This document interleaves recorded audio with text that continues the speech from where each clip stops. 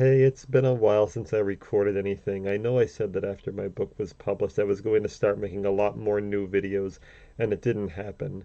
That was initially because I was working on this, a sabermetric style ranking of all the drivers in NASCAR history. I've been working on this since March, at the same time I was trying to get the book finished, and I wanted to get this done quickly because it was the last major goal I set for myself before switching to the new computer that my friend Anthony sent me several months ago, which I did. I have now set up the new computer and installed all sorts of video software on it to help me make videos, but it just didn't happen because then at that point I was working on another project. I have this massive spreadsheet which is nowhere near complete and contains several sheets within it where I'm planning on collecting data. Well, I have been collecting data for several weeks now. I'm planning to do another article on racer metrics where I rank the top 200 race car drivers of 2021, which is going to be one of the first steps towards producing a racer metrics book, which I want to be my second book. I have downloaded from all over the place lap time data from a bunch of different series on a bunch of different sites, and I'm going to use that for my rankings, and that was like the main project I was working on outside of work, and that was taking so much time I couldn't really produce video content, and I don't know, I just lost it, but I do want to try and improve at this. Also, a lot of stuff going on in my real life.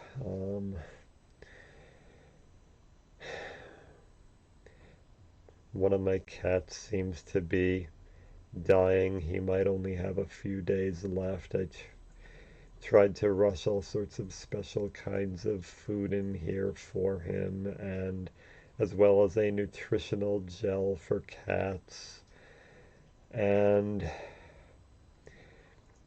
our sink's been stopped up, and I spent like $400 I didn't have on one of my credit cards to try and get the drains cleared, and it didn't work. The issue still remains, and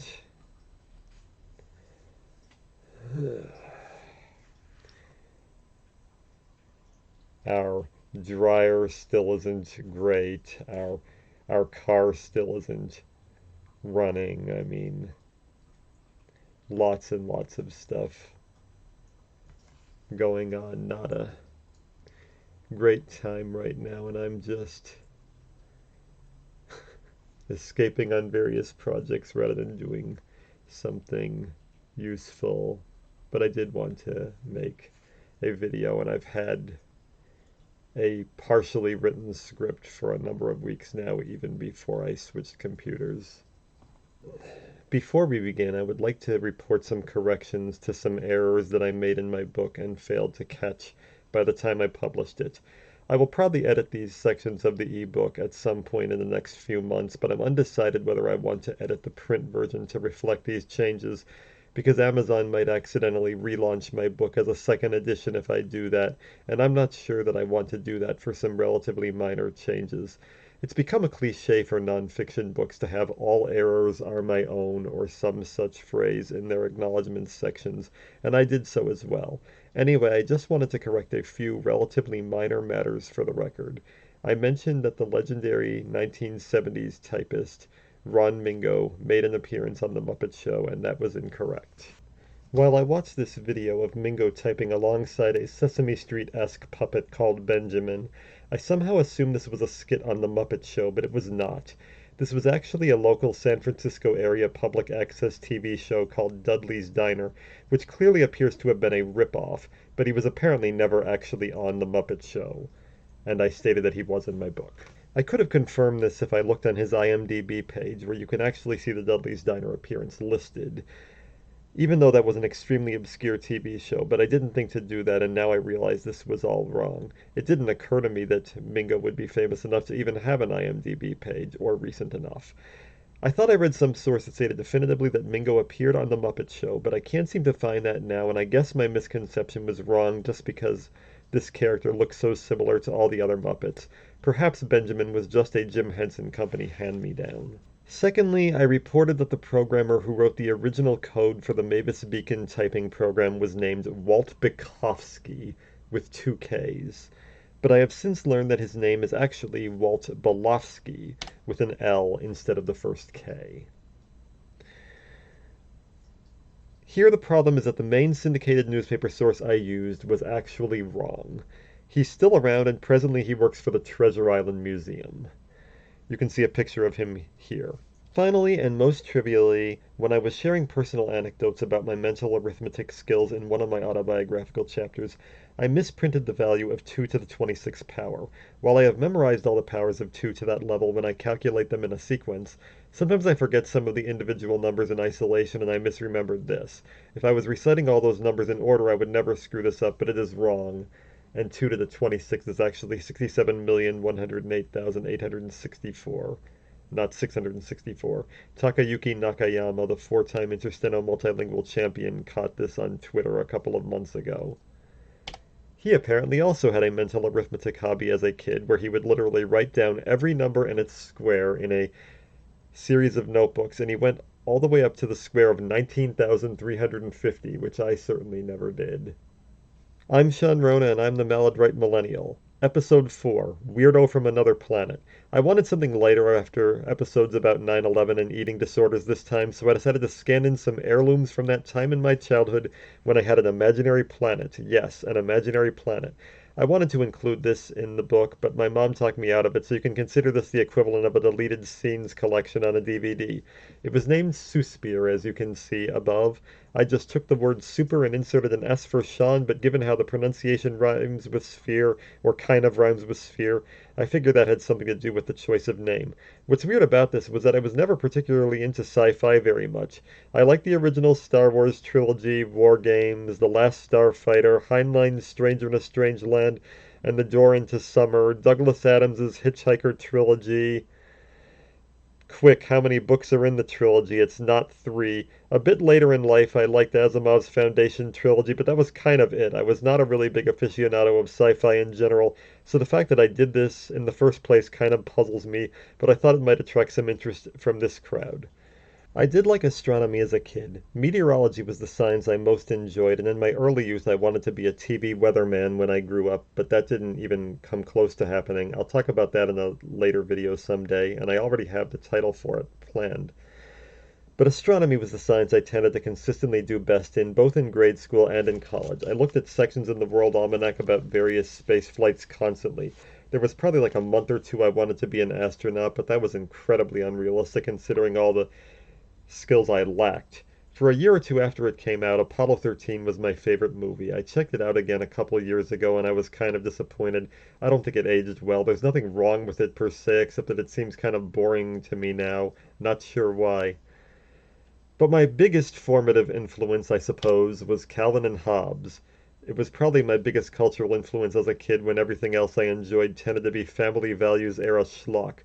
Most people my age will tell you their biggest influence was The Simpsons, and I did like it, but it was overall too mean for me to want to adapt it as my personality like most early millennial content creators seem to be wont to do.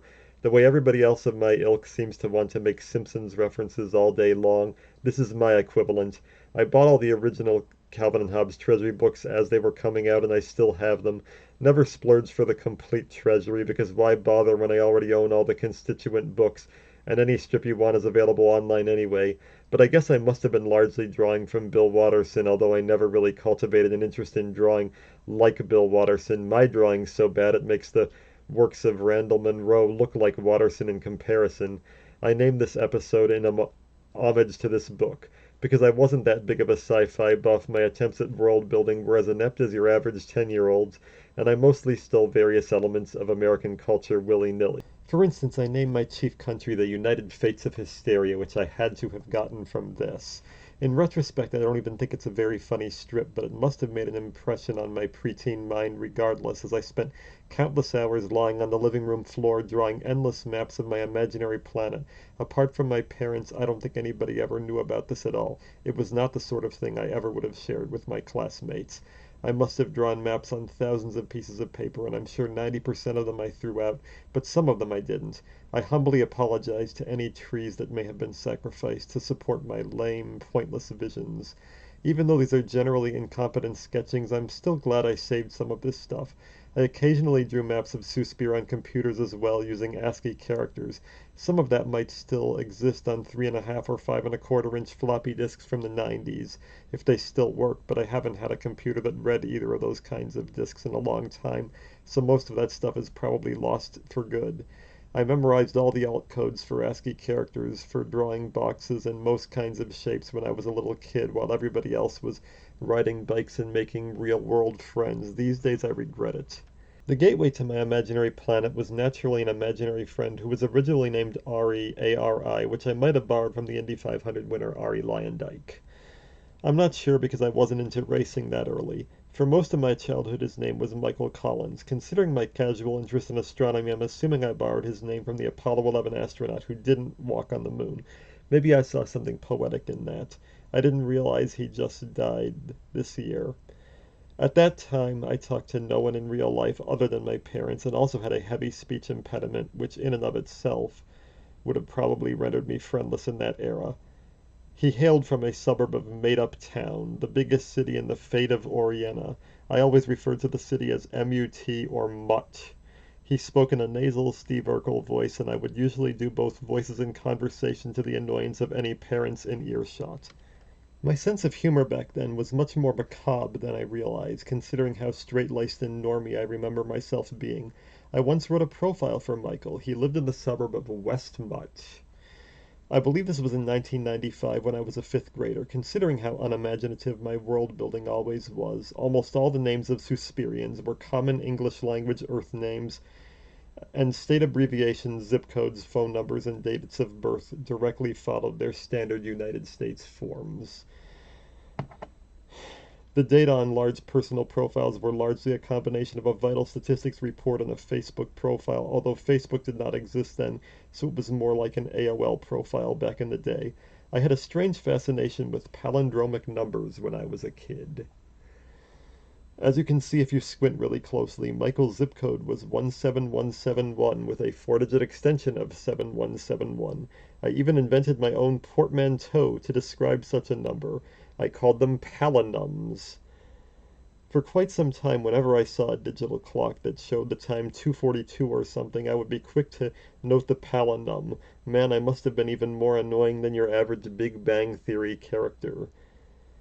Anyway, Michael's mother was named Mary Kixzang. It was spelled Kixzang. Her brother Carlos Kixzang was the most legendary driver in the Crazy Oil stock car series or COSCS, which was an extremely thinly veiled either parody or homage to NASCAR. Kixzang was based on Dale Earnhardt, but less obnoxiously aggressive. Most of my later voyages to Planet Susper consisted in developing this fictionalized racing series further. I had a race where all the drivers started in alphabetical order by last name and another where drivers started in numerical order by car number. I also had a drag race where 32 drivers competed on an 8-mile-long, 8-lane-wide drag strip in what I believe was an absurd parody of the ridiculousness of NASCAR restrictor plate racing. I killed off Brian Halozia, one of my made-up drivers in this event one year. I don't remember if it was just before or just after Dale Earnhardt's death, but it was around the same time.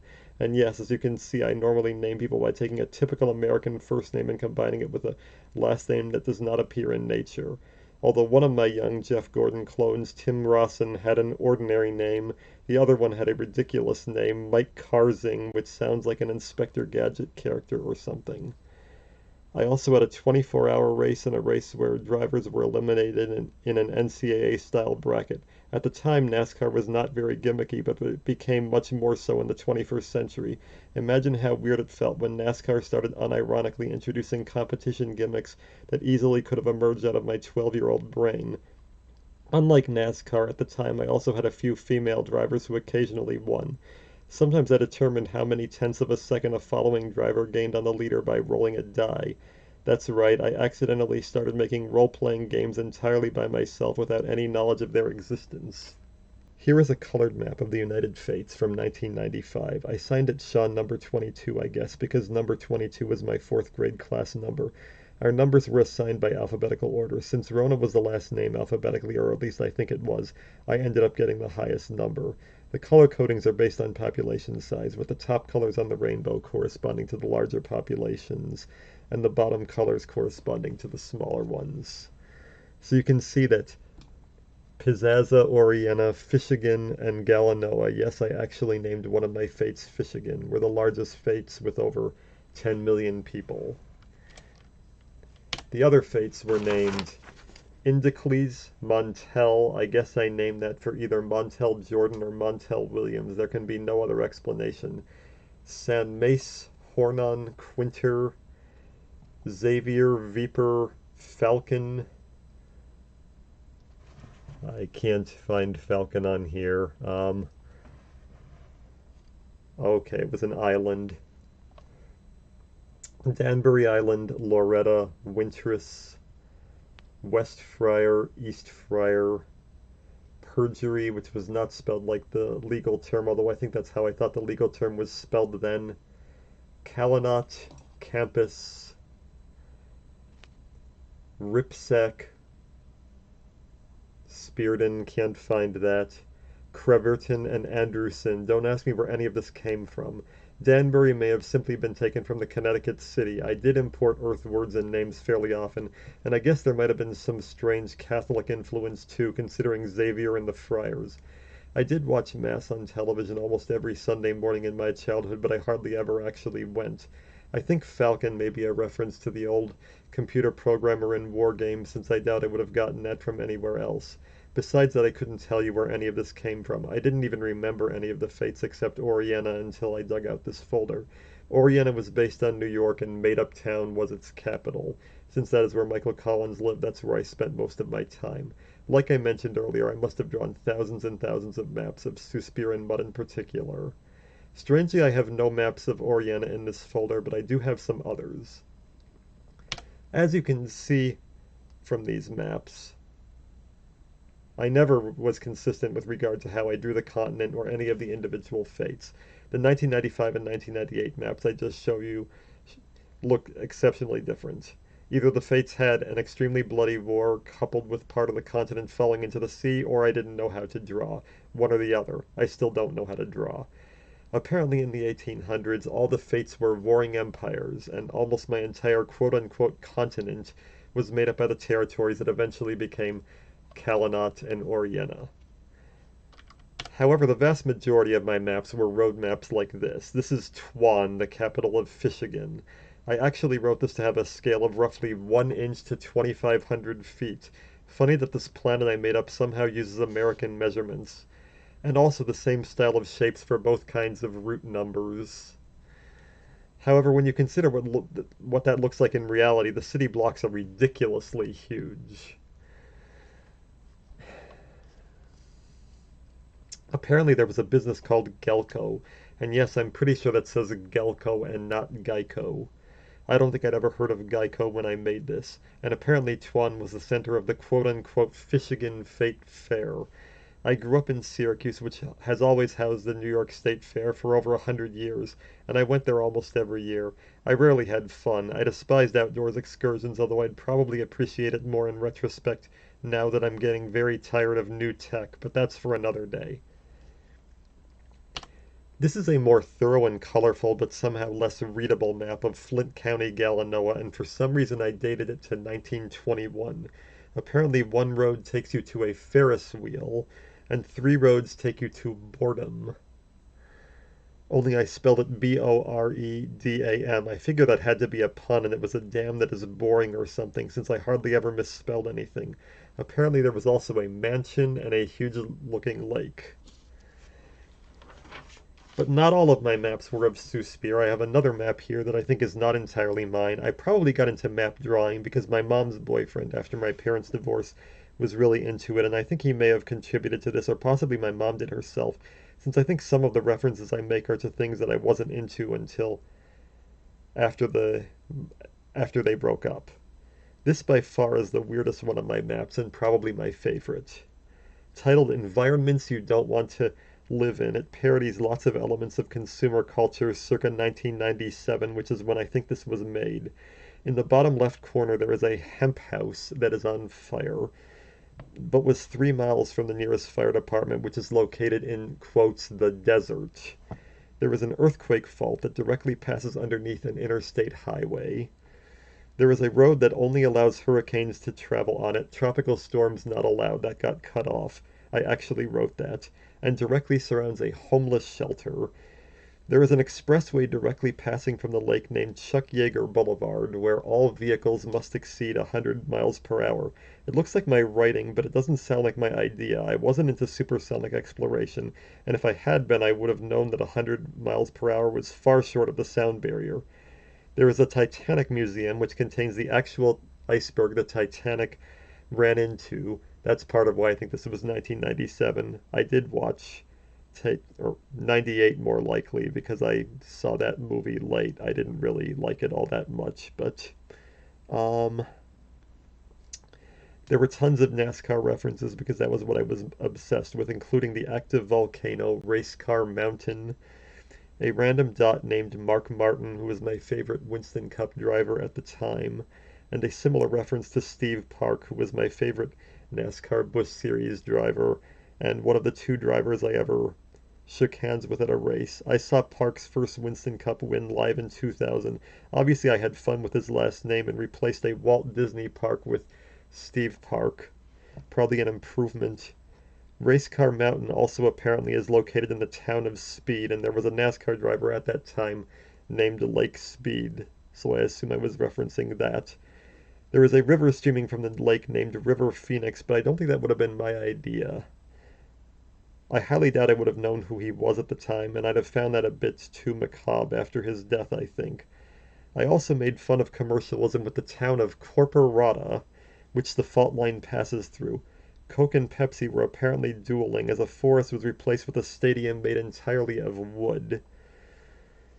And sponsored by Coca-Cola, but it was surrounded by Pepsi International Parkway, which led directly to Microsoft Road, which turned into Microsoft Fair Circle. Everyone hated Microsoft then. It was like Facebook now. There was all sorts of propaganda us early millennials grew up with about saving the rainforest, and I'm sure I picked up on that, especially from Calvin and Hobbes. I definitely didn't watch Captain Planet or any of those other things like that, though. I also see here the apartment building of Babel and the time machine in the forest. Not all of these were my ideas. I think either my mom or her ex-boyfriend contributed, but I think probably half of them were. It was still mostly stupid, and I wasn't satirizing anything that wasn't better satirized elsewhere, but I still think this is kind of creative for a 12 or 13-year-old. What impact this had on me as a typist or as a writer, I have no clue. But there you have it, a portal into my strange, strange mind. Since those days, my life has gotten more and more mundane. I more and more embraced the real and got tired of excursions into fantasy, but I suppose I'm glad I kept this stuff. This episode was not brought to you by Pluto. When I was your age, there were 9 planets in the solar system. There still should be 9 planets. Pluto should have been grandfathered in. It's not like grouping and classifying things isn't a kind of silly pursuit to begin with in the grand scheme of things. I'm going to try to start doing these episodes regularly or semi-regularly on Saturdays. I was going to do a Christmas episode, but because I dawdled on this, I started this about a week ago, and now I'm just finishing up now as Christmas Eve goes into Christmas. I guess this will be my Christmas episode. After that, I hope to do an episode for New Year's, but it won't be a New Year's oriented episode. I don't care about New Year's Day. As we enter 2022, I'm hoping to finally answer all your requests and start doing instructional typing videos as well.